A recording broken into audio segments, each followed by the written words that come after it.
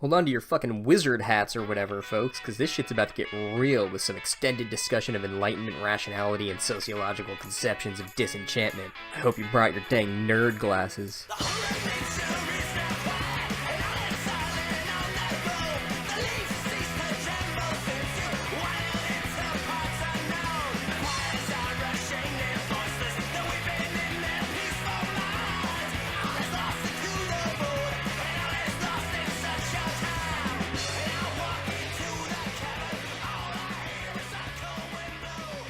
Alright, we got Chapter 5, The Whomping Willow. Okay, so, I don't know what this chapter is about, but fuck this title. This title sucks. Also, I apologize if my voice sounds scratchy. I'm still a little bit sick. I don't know if you can hear it on the recording, but if you can, I apologize. If you can't, well then, I'm just wasting your time talking about it. So this chapter starts with, an extended description of how hard it was going to be to get everyone's luggage into the car. And, the way it's described is, some more seriously lazy writing. Next level lazy. Here it is. Here's what they say. Not a word to Molly, he, being the dad, whispered to Harry as he opened the boot and showed him how it had been magically expanded so that the trunks fitted easily. This is my favorite thing that the author does. She's like, I bet you're all wondering how they're going to fit all their luggage in the trunk. And you're like, no. I'm not, actually. I don't care about that at all. And she's like, well, I'm going to tell you anyway. And you're like, okay, I guess. Go ahead.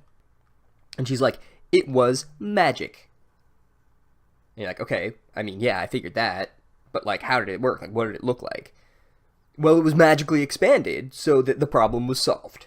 It was solved through magic. And okay, well, but that doesn't tell me anything. That doesn't tell me how it was done. She's like, magic. But magic. I mean, what did it look like? They had more space because of magic. And so then we get some more descriptions of annoying family travel shit, And Ginny forgets her diary, so they're going to be late. And then they go to the platform, and the narrator does a sort of cursory recap of the platform bit, the whole 9 3/4 thing. But then the magic platform is sealed for some reason. And so they have no choice but to use the flying magic car. And they're like, we can use magic because it's an emergency. And so apparently the train leaves from the platform exactly once per year. And if you miss that shit, you're just out of luck. If they didn't have the flying car, it'd be like, oh, I guess we're 5th year seniors because we were late to the train one time. That's an insanely idiotic setup. And then they have some problems with the invisibility cloak on the car. So they keep flickering in and out. And, ooh boy, muggles are gonna see him. Ron Weasel's dad's gonna get in trouble because he made a magic car out of muggle shit or whatever. And then we get, okay, in fairness, I want to read the sentence because I've been reading all the terrible clunky sentences and making fun of them. But this sentence is good as hell, and so I want to read it for balance and then talk about it. The ground and the dirty buildings on either side fell away, dropping out of sight as the car rose. In seconds, the whole of London lay, smoky and glittering, below them. This is a really well-crafted sentence. It's one of the first in this book where I've actually noticed the writing craft of the sentence. But more than just that, there's something kind of cool going on with this sort of dialectical description of the city of London. The book kind of situates London as this awful, dirty place full of, crime and seediness.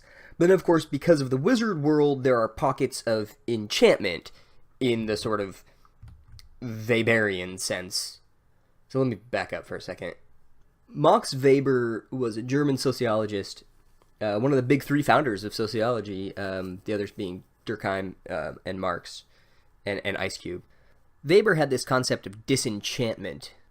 So Weber was writing in the late 19th, early 20th centuries, and among other things, he's writing about the conditions and preconditions of Enlightenment rationality, and how basically the world was getting more, quote, rational. And I need to be clear that Weber doesn't see this as a positive thing, necessarily. By rational, he means basically that the world was gearing more towards productivity, trying to be more efficient, becoming more regimented, becoming more scientifically focused. In today's terms, a rationalist would be someone like Sam Harris, who literally thinks we can derive moral principles from advances in science. And Weber is sort of studying how this ideology is working at the time, and he's noticing that it's making all these changes in people's pre-existing belief systems. And one of his main works is called The Protestant Ethic and the Spirit of Capitalism. And in this one, he's noticing that, like, Protestant ideology is sort of slowly molding itself into this capitalistic mode, where now, like, the way that you show your piety towards God was through your, your vocation or calling. Vocation literally means the task that God calls you to do. Prefix voc is Latin for call.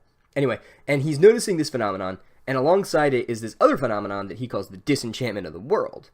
And it's basically like that, that Keats poem about how science will clip the wings of an angel and unweave a rainbow and all that shit.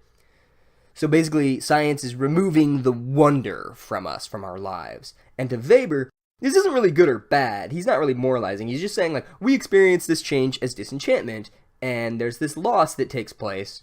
And when there's loss, there's grief and sadness and often attempts to placate that stuff.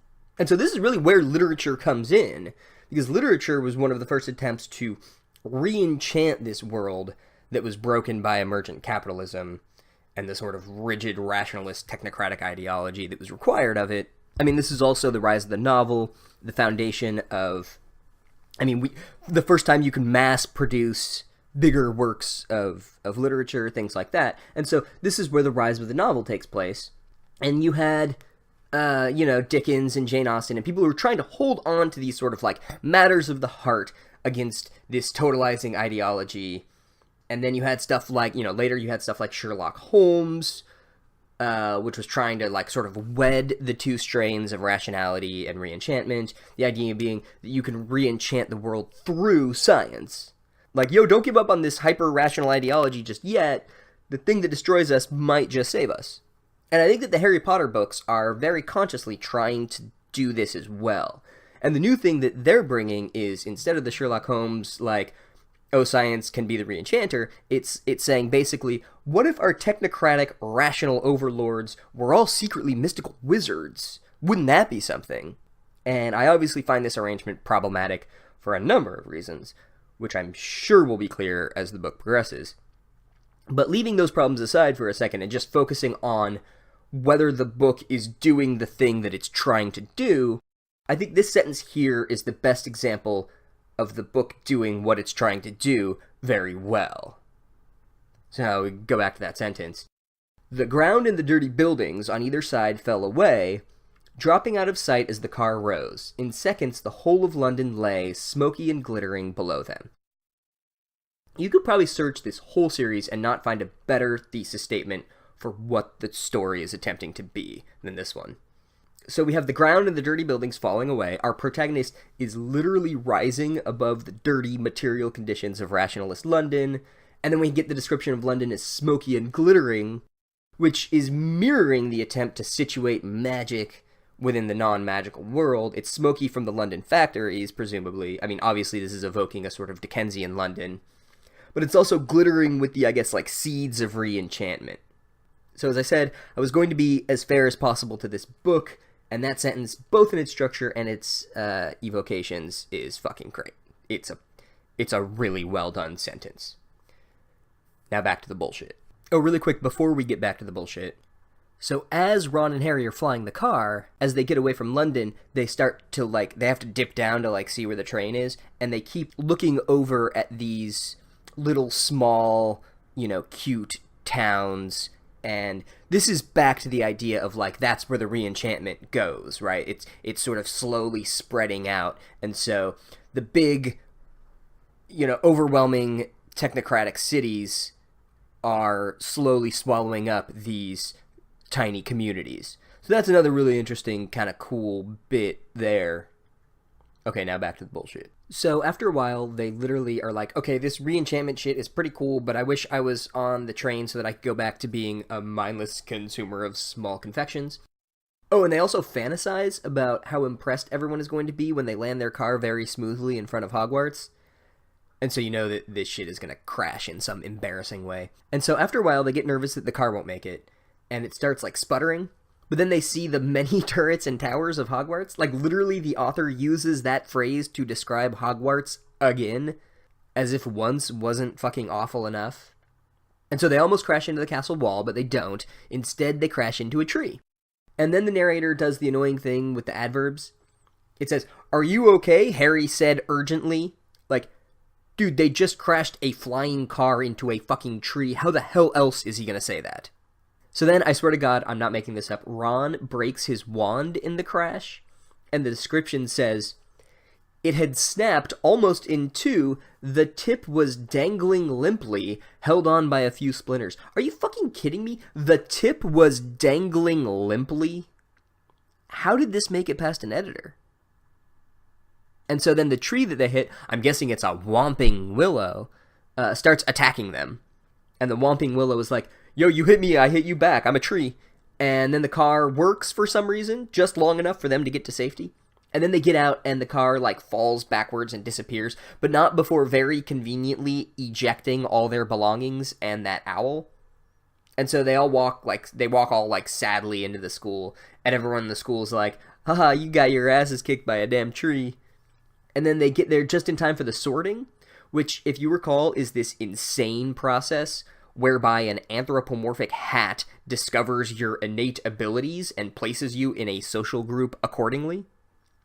It is literally the least pedagogically sensible way to divide students up that you could possibly come up with, and the administrators who thought of it ought to be summarily dismissed from their positions. So then they see Ginny, and then we get this like litany of old friends. Professor Catwoman is there, Mumblecore is up there with his beard tucked into his belt, and old Hagrid is there, and it says he's drinking deeply from his goblet, which I initially read as drinking pee from his goblet. And I was like, wow, they are really going somewhere strange with this character. But no, he's just a standard lovable alcoholic, apparently. And then Ron and Harry wonder where Snape is, and they're like, maybe he was fired because literally no one likes him? Maybe he's the biggest piece of shit rat fucker in all the land? And of course he's right behind them, and he's like, maybe I'm right behind you little shits, and maybe you have some explaining to do about, fucking why you flew here in a car. And they're like, oh yeah, it makes sense that he wouldn't be fired. Hogwarts tenure rules are amazing, and there's no way this dude is getting fired before the dude that has all the torture devices in his office. Also, we get another description of Snape's hooked nose, because the narrator still hasn't worked through those issues. And so Snape takes them into his dungeon/office, and he gets all mad at them for, like, everything.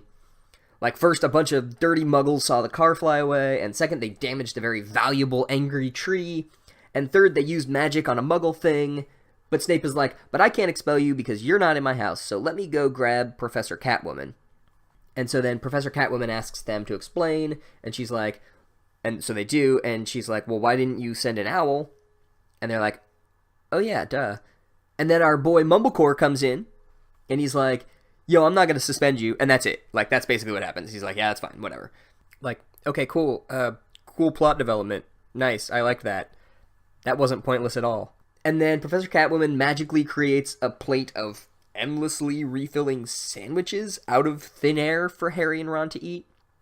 So we can add, could instantly end world hunger but choose not to the list of reasons wizards are the worst. And so then Harry and Ron go back to their tower, but they don't, like, know the password to get into the tower because they were in Snape's dungeon office.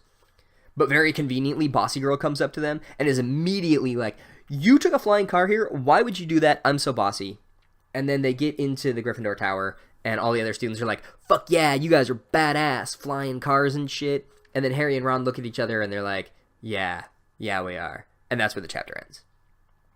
I would say best chapter of the book so far, probably the second best chapter of the series, behind the Centaur chapter. But as for this book, it's the best chapter. But that's not really saying much because all the other chapters were pretty bad.